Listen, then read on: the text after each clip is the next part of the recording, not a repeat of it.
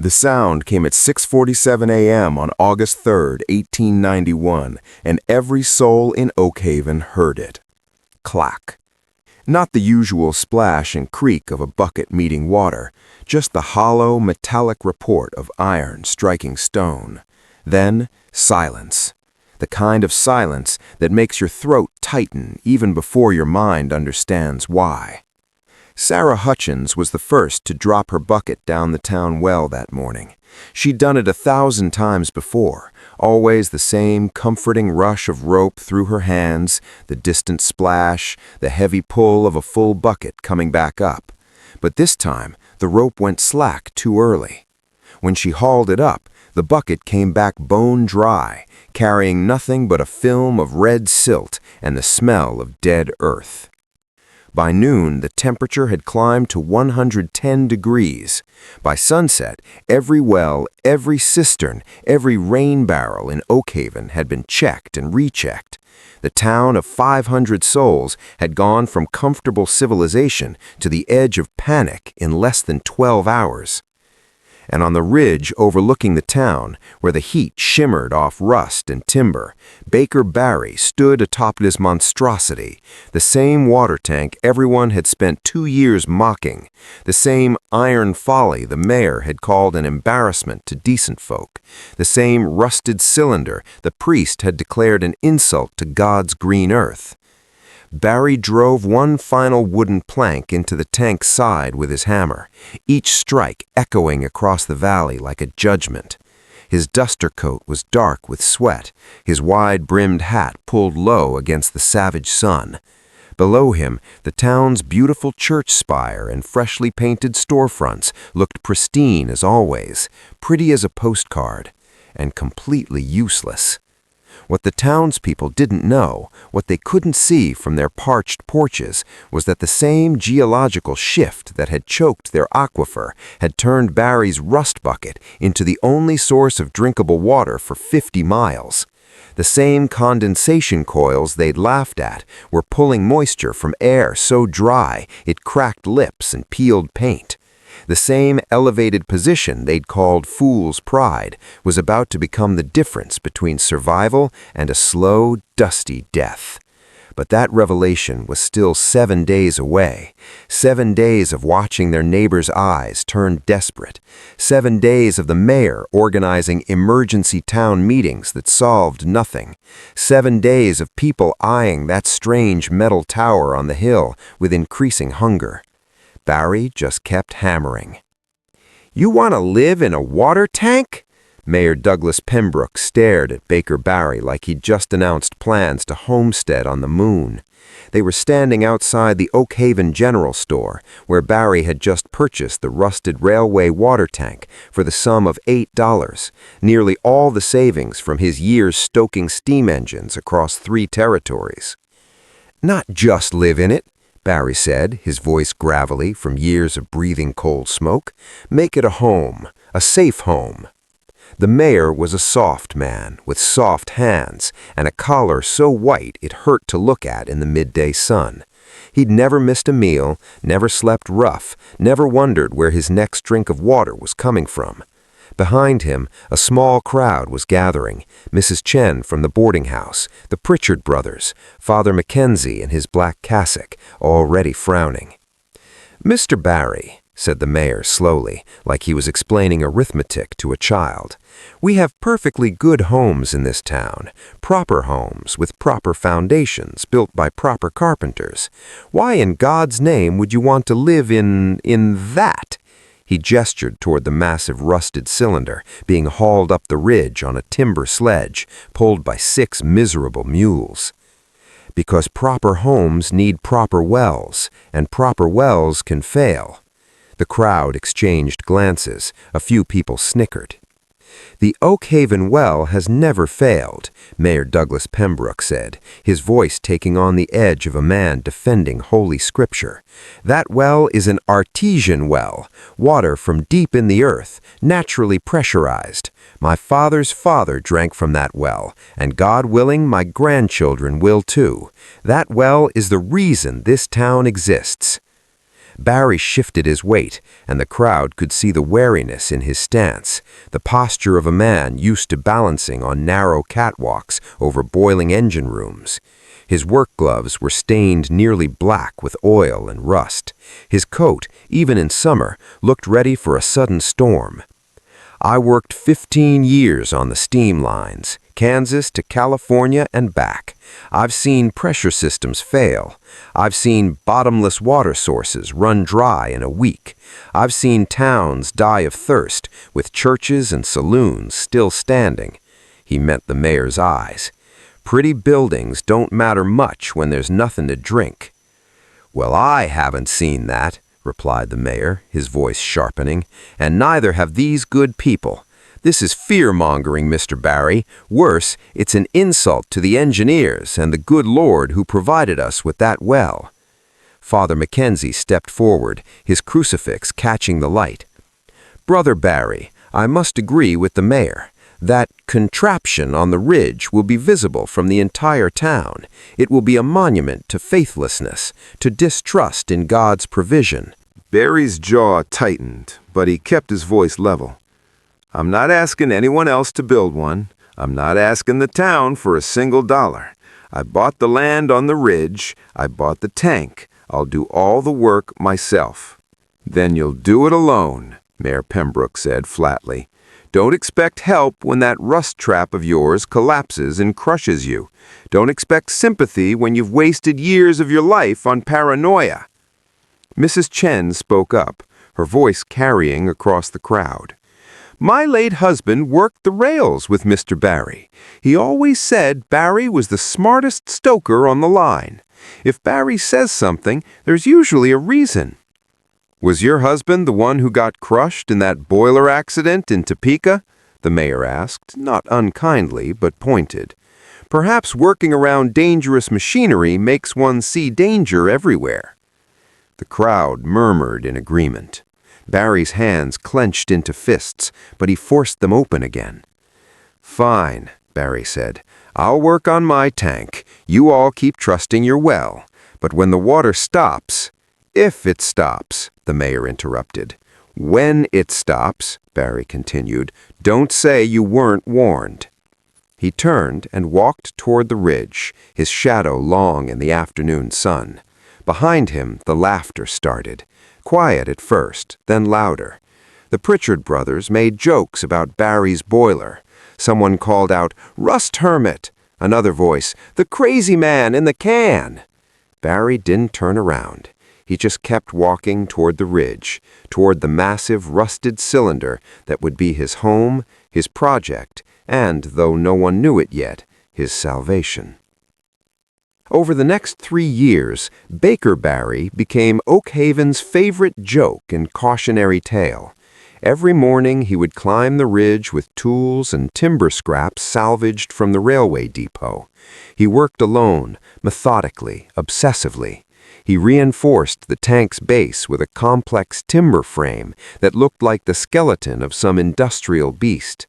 He patched rust holes with mismatched planks and sheet metal, creating a patchwork that locals called uglier than sin. He installed strange copper coils along the tank's exterior, condensation equipment he'd designed himself, based on principles he'd learned maintaining steam engines in desert territories. He built a narrow ladder up one side, each rung hammered in with precision. He carved ventilation shafts and drainage channels. People would ride out to watch him work, the way you'd visit a circus sideshow. The mayor brought visitors from other towns to point and laugh. "That's our local eccentric," he'd say proudly, as if Barry were a feature of the landscape, like a funny-shaped rock. Children made up songs. "Barry the baker, rust cake maker, living in a tank for crazy's sake." Father Mackenzie preached a sermon about pride and foolishness, never naming Barry directly, but everyone knew. The general store owner, Marcus Pruitt, would shake his head every time Barry came in for supplies. "Still wasting money on that death trap, Barry? Still drinking from a well that could fail tomorrow, Marcus? The well has been here longer than anyone alive. It'll be here long after we're both dead." Barry didn't argue. He'd learned that people only believed in disaster after it arrived. He'd tried to warn the crew in Topeka about the pressure gauge on engine 47. They'd laughed. 3 men died when the boiler exploded 2 weeks later. He wasn't going to let that happen again, not if he could help. So he kept working. He installed a system of canvas sheets to capture morning dew. He dug a small root cellar beneath the tank's base, where the ground stayed cool even in summer. He tested and retested his condensation coils, making tiny adjustments until they could pull moisture from air that seemed bone dry. And he watched the creek beds. That was the thing about working steam engines in harsh territories. You learned to read water. You learned to spot the signs when an aquifer was failing, when underground rivers were shifting, when the land itself was changing beneath you. In the spring of 1891, Barry noticed the creek bed insects dying off. He found the Johnson family's irrigation ditch running slower than usual, carrying more silt. He saw the cottonwood trees on the east side of town dropping leaves too early, a sign of water stress deep below ground. He tried to warn Marcus Pruitt. "Marcus, the water table is dropping. I've seen this before. You need to convince the town council to dig backup wells, install storage." "Barry," Marcus interrupted, not unkindly, but numbed, "you see disaster everywhere because you've lived through disasters. The rest of us, we trust in what's worked for 40 years. Now, did you need anything else, or are you just here to spread more doom?" Barry bought his nails and left. He tried to warn the mayor, bringing soil samples, showing increasing mineral content, a sign that water was receding and leaving concentrated salts behind. The mayor looked at the dirt in Barry's calloused hands and smiled. "Mr. Barry, I appreciate your enthusiasm, but I'm not going to panic the town based on some dirt that looks exactly like every other dirt in the territory. The well is fine, the town is fine. You really should find a hobby that doesn't involve quite so much paranoia." Barry stopped trying to warn people after that. He just went back to his tank and kept working. The railway depot auction was held on a Tuesday in June, when the heat made the air shimmer like glass about to break. Baker Barry stood at the back of the small crowd, his hat pulled low, watching the auctioneer work through rusted equipment nobody wanted. Broken coupling pins, warped rail sections, a steam whistle with a crack running through its bell. Then they rolled out the water tank. It was massive, 12 feet in diameter, 20 feet long. Its iron skin bloomed with rust in shades of orange and brown that looked almost alive. The cylinder had been decommissioned from the Kansas Pacific line after sitting unused for 3 years. Now it sat on a timber sledge, looking like the corpse of some industrial beast. "Do I hear $5? The auctioneer called out, sounding bored. Nobody moved. The tank was worthless as railway equipment, too corroded to hold pressure, too heavy to move without significant expense. The depot just wanted it gone. Barry raised his hand. $8. The auctioneer blinked. "Sir, the opening bid was $8, Barry repeated, "and I'll have it moved off the property by Friday." The auctioneer shrugged and brought his hammer down. "Sold to the gentleman in the duster coat for $8. God help you, sir." Mayor Pembroke had been inspecting a set of rail spikes nearby. He turned at the sound of the hammer. "Barry, what in heaven's name did you just buy?" "A home," Barry said simply. The mayor walked over, his polished boots crunching on rail gravel. He looked at the tank, then at Barry, then back at the tank. A slow smile spread across his face, not cruel, but the smile of a man who'd just heard the funniest joke of his life. "You want to live in a water tank? I want to build something that won't burn, won't blow away, and won't run dry," Barry said. He ran his hand along the tank's riveted seams, feeling where the rust had eaten deepest. "This iron is thick, sound where it counts. With proper reinforcement and sealing, it'll outlast any wooden house in Oakhaven.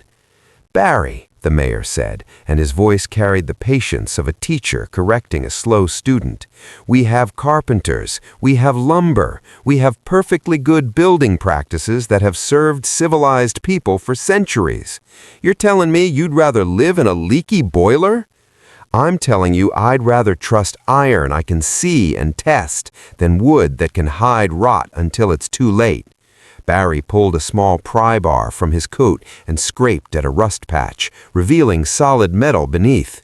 "This tank held water under pressure for 20 years. It'll hold it again." By now a small crowd had gathered. News traveled fast in a town of 500 souls, and the idea of someone buying a rusted tank as a home was too strange to ignore. The Pritchard brothers stood with their arms crossed, grinning. Marcus Pruitt from the general store shook his head slowly, like he was watching a man bet his last dollar on a lame horse. "Where are you even going to put it?" someone called out.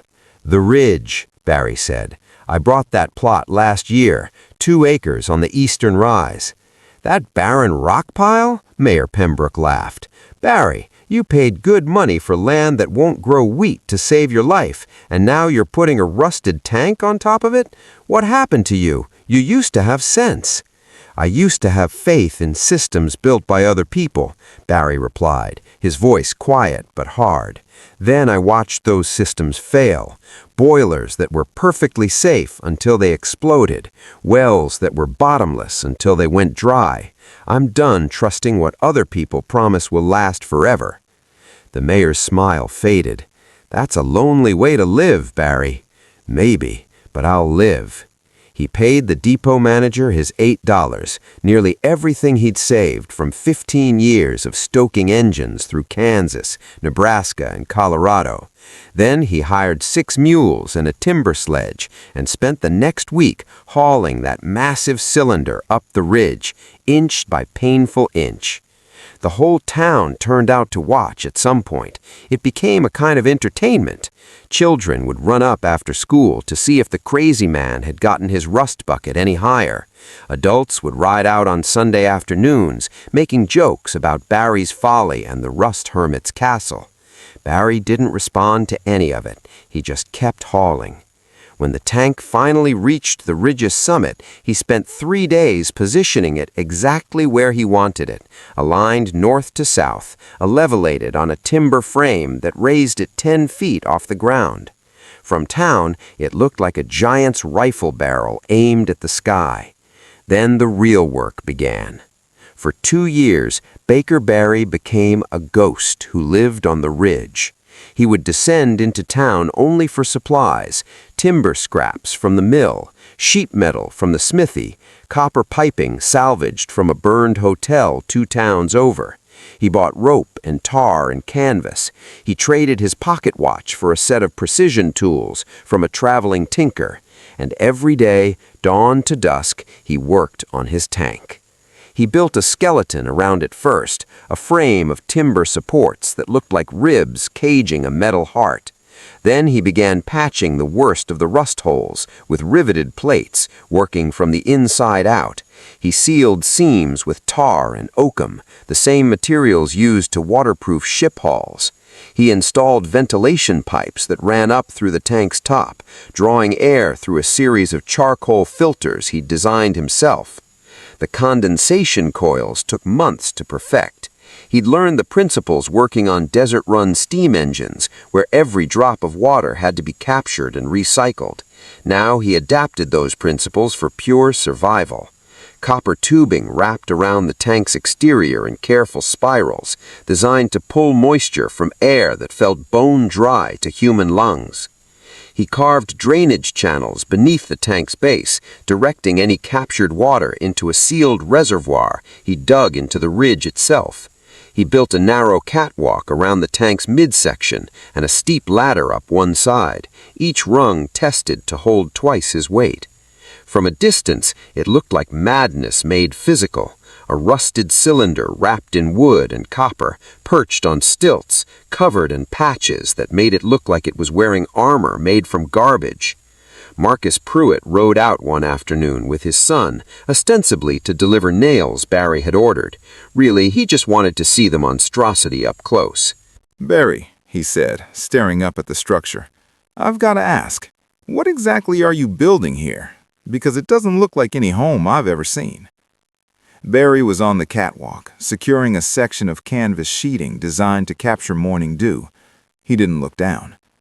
"I'm building what people should have built 100 years ago, a shelter that doesn't depend on anything failing." "You mean the well?" Marcus's son asked. He was 14, bright-eyed, genuinely curious. "I mean everything," Barry replied. "Your house depends on lumber that can rot, burn, or blow away. It depends on a well that could fail tomorrow. When people design things, they design for best-case scenarios. I design for worst-case." "That's a grim way to live," Marcus observed. "It's a realistic way to survive." Father Mackenzie came to the ridge on a Sunday after services.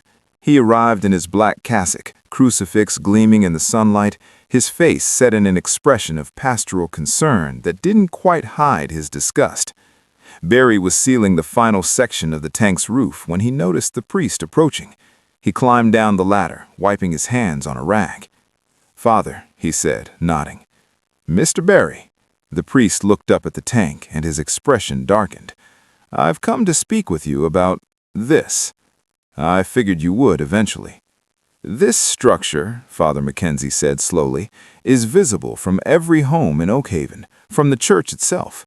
It sits on that ridge like a monument to what exactly? To fear? To faithlessness?" Barry kept his voice level. "It's a monument to preparation."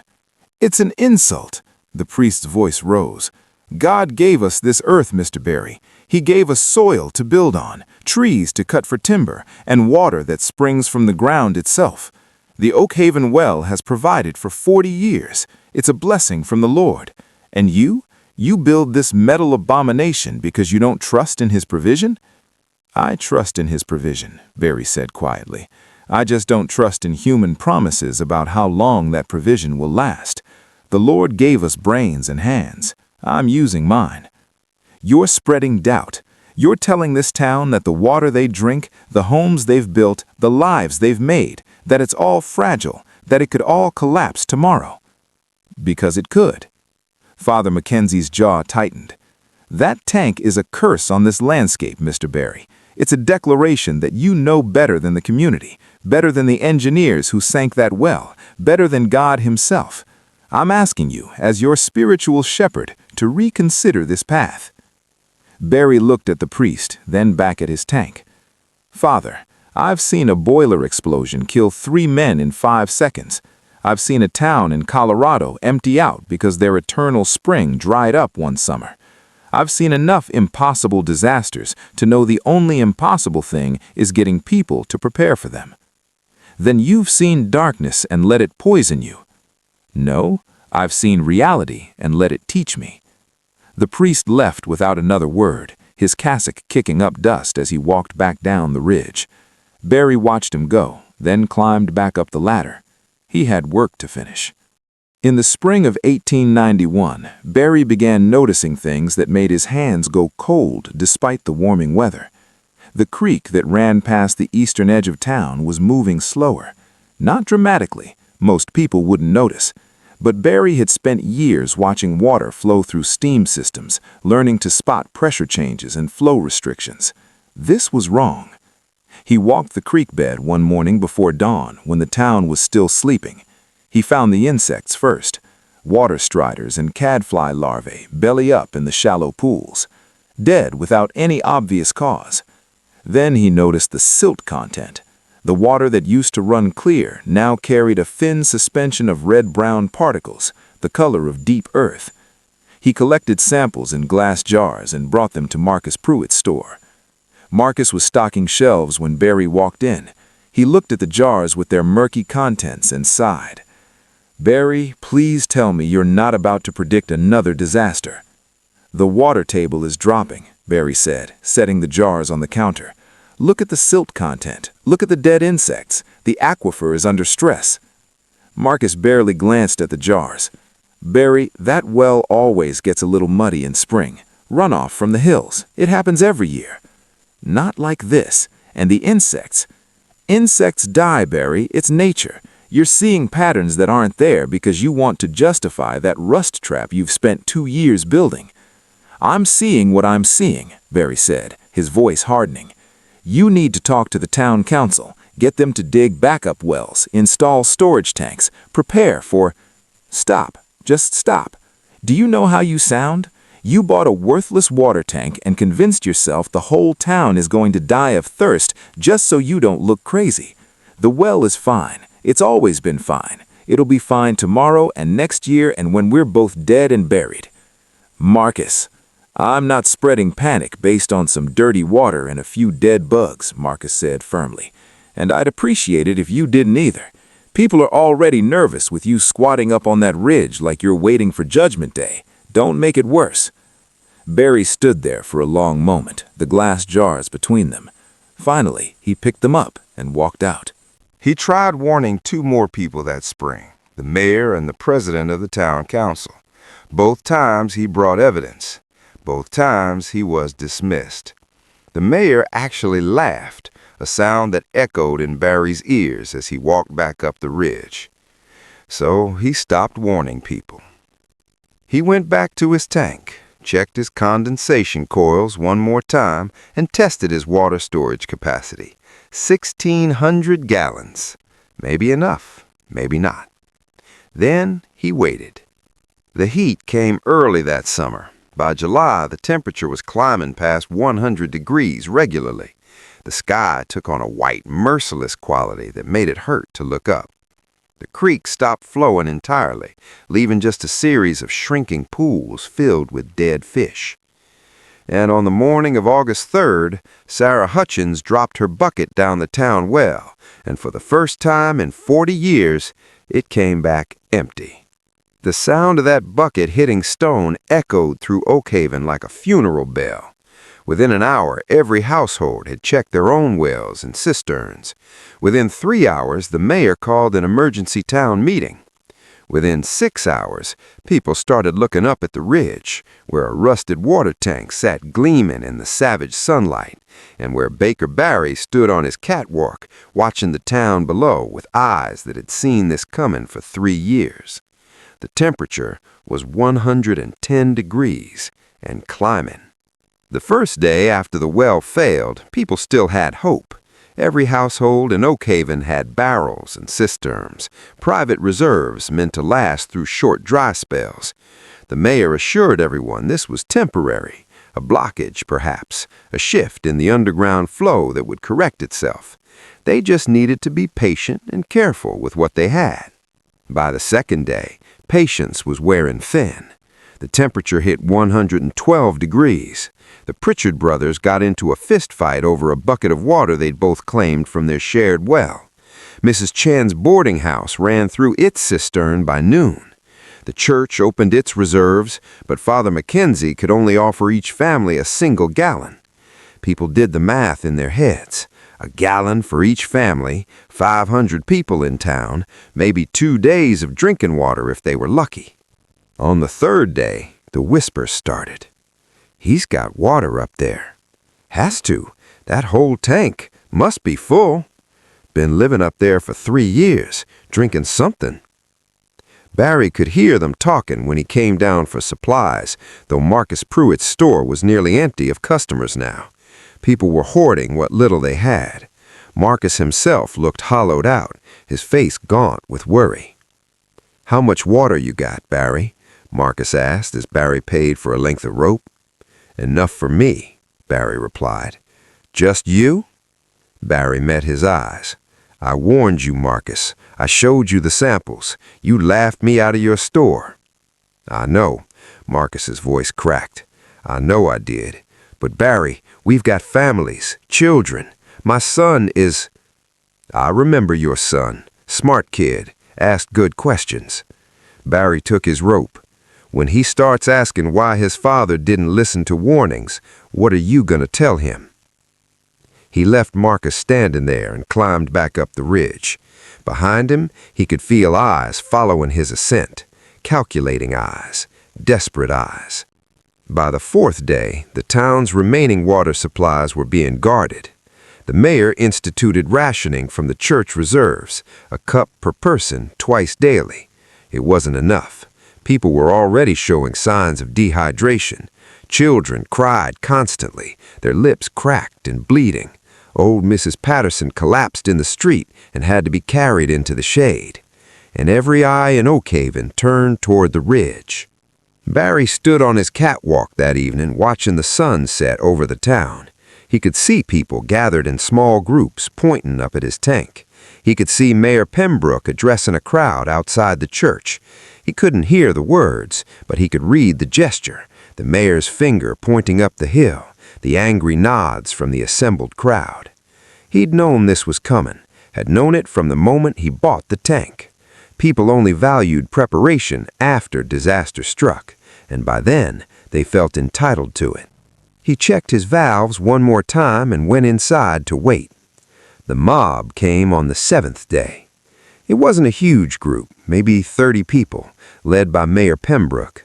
They weren't carrying torches or weapons, not exactly, though several men had pickaxes and sledgehammers, tools, working tools, the kind you'd use to break through a door or pry open a valve.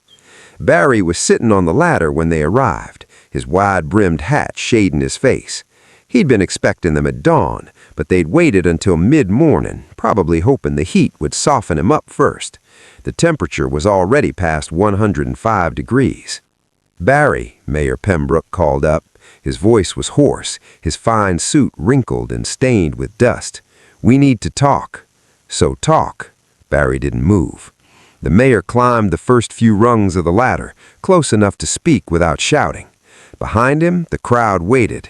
Marcus Pruitt, the Pritchard brothers, Father Mackenzie, Sarah Hutchins holding her young daughter, dozens more, all of them sunburned, all of them parched. "Barry, we're dying down there," the mayor said. "Children are sick. Old folks are fading. We need water, and you've got a whole tank full of it." "Do I?" "Don't play games. Everyone knows you've got water. We can see your damn condensation coils from town. We need you to share, for the common good." Barry finally looked down at him. "The common good. That's interesting, Mr. Mayor, because 3 years ago, when I tried to warn you about this, you told me I was spreading panic. You told me I was faithless. You told me to keep my paranoia to myself. Now you want to requisition my paranoia for the common good? People are going to die," the mayor shouted, and there was real anguish in his voice.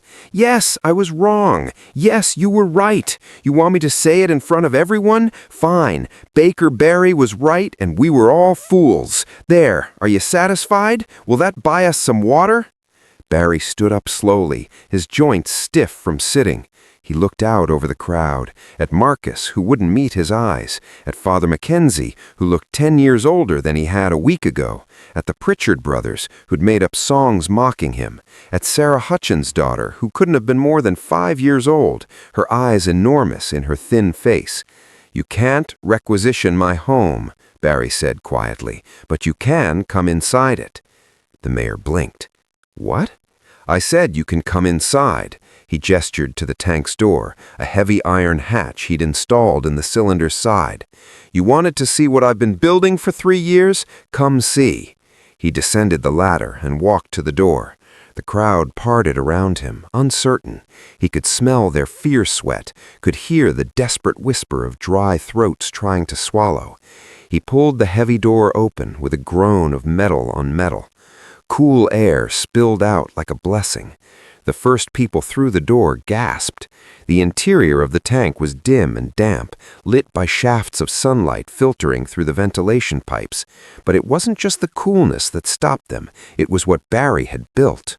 The tank's interior was a cathedral of copper and iron. Condensation coils wrapped around the upper half of the cylinder, dripping constantly into collection channels that fed down into a series of filtration tanks. The bottom third of the tank was water, not a full tank, but thousands of gallons, dark and still and precious. But that wasn't all. Along the walls, Barry had installed a series of wooden platforms and storage areas. barrels of grain, dried meat hung from hooks, a small forge for metalwork, a sleeping hammock strung between support beams, and in the very center, driven down through the tank's bottom and deep into the ridge below, a pipe connected to something that made a low, rhythmic grinding sound. "What is that?" Marcus whispered. "Subterranean mill. The same geological shift that diverted your aquifer created a heat vent right under this spot. The rising warm air creates a pressure differential that powers the millstone. I've been milling grain for 2 years, storing flour in sealed containers. Even if the water ran out, I'd have bread." Father Mackenzie walked forward, staring at the condensation system with something like reverence. "You've been pulling water from the air itself? Desert steam engines taught me the principle. Air always has moisture, even when it feels bone dry. You just need the right temperature differential and enough collection surface. These coils are cold from contact with the water reservoir below.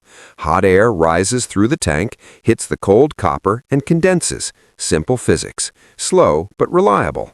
I've been collecting about 20 gallons a day." 20 gallons, the mayor breathed. "For 3 years? More than 20,000 gallons, Barry confirmed, though I've used some, and evaporation takes its share. I've got about 1,600 gallons left, plus whatever I can condense going forward." The crowd was pushing in now, desperate to see, to touch, to believe. Children ran their hands through the water. Adults stared at the condensation coils like they were artifacts from another world. Sarah Hutchins was crying silently, her daughter's face pressed against her shoulder. "You can't tell us. Why didn't you tell us?" someone asked. "Why did you let us suffer for 7 days when you had this?" Barry's expression hardened. "I tried to tell you 3 years ago. I tried to tell you 3 months ago when I found the first signs of aquifer failure. Every time you laughed or ignored me or called me crazy. You didn't want to hear about preparation when things were good. You only want it now that things are bad." "So this is revenge?" Mayor Pembroke asked, "letting us twist in the wind to prove a point?" "No," Barry said quietly. "This is a lesson. I'm going to share this water. I'm going to organize a rationing system. I'm going to use the tank's elevation to gravity feed water back into town, so you don't have to haul it bucket by bucket. But I need you all to understand something first." He climbed onto one of the wooden platforms so everyone could see him. "This didn't have to happen," he said. "If the town council had listened, we could have built backup systems. If people had prepared even a little, we'd have reserves. If anyone had taken this seriously before disaster struck, we wouldn't be standing here now with children dying of thirst. I'm not a hero. I'm just the only person who bothered to prepare, and that should terrify you." The silence in the tank was profound. "So here's how this is going to work," Barry continued. "I'll share the water, but everyone follows my rules. Strict rationing, no exceptions, not even for the mayor or the priest. We'll set up a distribution system using my cistern and some copper piping I've been saving. The tank's elevation means we can gravity feed water to a central point in town, probably the church since it's the most defensible location. Each family gets their ration twice daily until we can dig new wells or pray for rain." "How long can we last?" Marcus asked. "If we're smart, maybe 3 weeks on current reserves, plus whatever I can condense daily. That gives us time to organize drilling crews and send for help from other towns. We won't be comfortable, but we won't die." Father Mackenzie stepped forward. "Mr. Barry, I owe you an apology, a profound apology. I called your work faithless when it was the most faithful thing anyone was doing, trusting in God's gifts of intelligence and foresight." "Accepted," Barry said simply. "Now let's get to work. We're burning daylight." The next 2 weeks transformed Oakhaven. Barry organized everything with the precision of a man who'd spent 15 years running steam engines, where every valve, every pressure gauge, every timing sequence mattered. He designed a distribution system using copper pipes and canvas hoses, running from his tank down the ridge to a central cistern built in the church square. The water pressure from the elevation was enough to fill the cistern without pumping, saving precious energy. He instituted strict rationing, 1 gallon per adult per day, half a gallon for children under 12. No water for washing except once a week. No water for animals except working stock. Every drop accounted for, every waste punished with reduced rations. People grumbled but obeyed. They had no choice. Barry also organized drilling crews to sink new wells in locations he'd identified based on his observations of the terrain. He taught the town council about reading geological signs, about recognizing aquifer stress, about building backup systems. He showed Marcus Pruitt how to construct basic condensation systems for individual homes. By the 3rd week, rain finally came. Not much, but enough to refill some cisterns and ease the immediate crisis. By the 5th week, one of the new wells struck water. And through it all, Barry's tank stood on the ridge, no longer a folly, but a monument. 3 months later, the town council held a meeting to discuss Oakhaven's future. They met in the church, where plans were spread across every available surface. Mayor Pembroke stood at the front, looking healthier now, though the experience had left permanent lines around his eyes. "We've made significant progress on the new well system," he announced. "3 wells operational, 2 more being sunk this month. We're also installing cisterns at strategic points throughout town, designed to Barry's specifications. But there's one more item to discuss." He gestured to a large architectural drawing. "The town council, in unanimous agreement, has voted to create a new town square. The center will be Barry's tank, with a proper plaza built around it. We'll preserve the structure exactly as it is, condensation coils, timber frame, everything. It will serve as both a functional backup water system and as a permanent reminder of what happens when communities ignore those who prepare." Barry sat in the back row, his hat on his lap. He'd tried to object when they first proposed the idea, but the council had been firm. The tank was staying, and it was going to be honored. Father Mackenzie added his voice. "We're also proposing to rename the Eastern Ridge. Henceforth, it will be known as Providence Ridge, not because God provided the water directly, but because he provided us with Barry's wisdom, and we were foolish enough to ignore it until we had no choice." The vote was unanimous. Construction began the following month. By the next summer, the new town square was complete. Barry's tank sat at its heart, surrounded by a plaza of fitted stone. The copper condensation coils gleamed in the sunlight, polished by the town's children as part of their weekly duties. A plaque was mounted at the base of the ladder, bronze letters pressed into the metal. Barry still lived in the tank. The town council had offered him to build a proper house, but he'd refused. He was comfortable where he was, he said. Besides, someone needed to maintain the condensation system, to keep the backup water flowing, to stand watch. On Sunday mornings, people would gather in the square after church services. Children would play around the tank's base as their parents talked. It became the social heart of Oakhaven, this rusted cylinder that had saved them all. Barry would sit on his catwalk during those gatherings, watching the town below.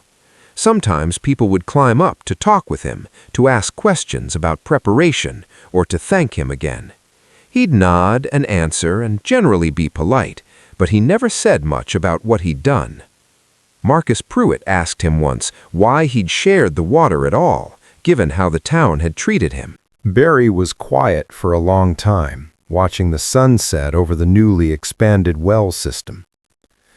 "Because being right isn't the same as being cruel," he finally said.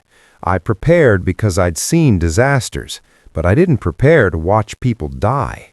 I prepared to help them survive, even if they only wanted that help after disaster struck. That's what preparation is for. Not revenge, not validation, just survival." "Still," Marcus said, "after everything we said about you." "Words don't kill people," Barry replied. Thirst does. I had water. They needed water. Everything else was just noise. He stood up and adjusted one of the condensation coils, checking its flow rate by long habit. Below them, children laughed in the square, playing near the cistern that had saved their lives. Their parents sat in the shade, drinking from cups of clean water, planning for a future that now included backup systems and emergency reserves and all the unglamorous preparations that kept communities alive. Besides, Barry added, looking down at the town that had once mocked him and now honored him, maybe they learned something. Maybe next time someone warns them about disaster, they'll listen a little sooner. You think there'll be a next time? Barry smiled, a rare expression that made him look younger. There's always a next time, Marcus. That's the point. Disasters don't stop just because you survived one. But preparation, real preparation, means you'll survive the next one too. The sun set red and gold over Oakhaven, painting the tank's rust in colors that looked almost beautiful. And Barry sat on his catwalk, keeper of the Iron Sanctuary, watching over a town that had finally learned the difference between mockery and wisdom, between convenience and survival, between the folly of pride and the salvation of preparation. The well had run bone dry, but the town had learned to drink from humility instead. And that, Barry thought, was worth more than all the water in the world.